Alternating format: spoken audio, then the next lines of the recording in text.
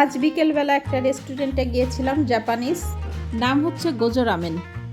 তো এখানে অনেক রকমের আছে। বেন্টো বক্স নিয়েছিলাম, টেম্পোরা আছে, ফ্রাইড রাইস আছে, চিকেন নানবান 2 পিস, মাকি সুশি নিয়েছিলাম 2 পিস, গিয়োজা নিয়েছিলাম, চিকেন ইয়াকিটোরি নিয়েছিলাম, ফান্টা নিয়েছি আর একটা মোজো নিয়েছি।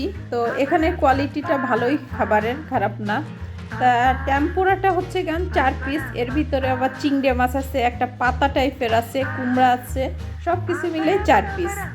তো খাবার তো জাপানিজ বোঝেনি যে এক এক রকমের এক একটা ফ্লেভার।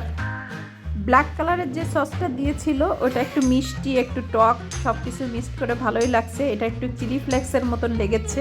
আপনার ফ্রাইড রাইসটা অনেক ভালো লাগছে। টেম্পোরাটা পাতা টাইপের না শ্যাওলা, ওইটা জানি না, আই ডোন্ট নো।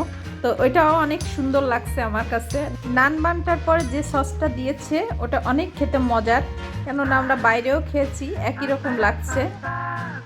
মাকি সুশিটা অনেক মজার, এদের সুশিটা অনেক খেতে মজা লাগছে, আর রাইসটা আমার কাছে বিশেষ করে মজা লাগে।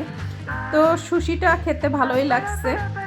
গিয়োজাটার ভিতরে চিকেন ছিল, যা আমাদের মোমোর মতন একই টাইপের, ওইটা ডিফারেন্ট কিছু পাইলাম না।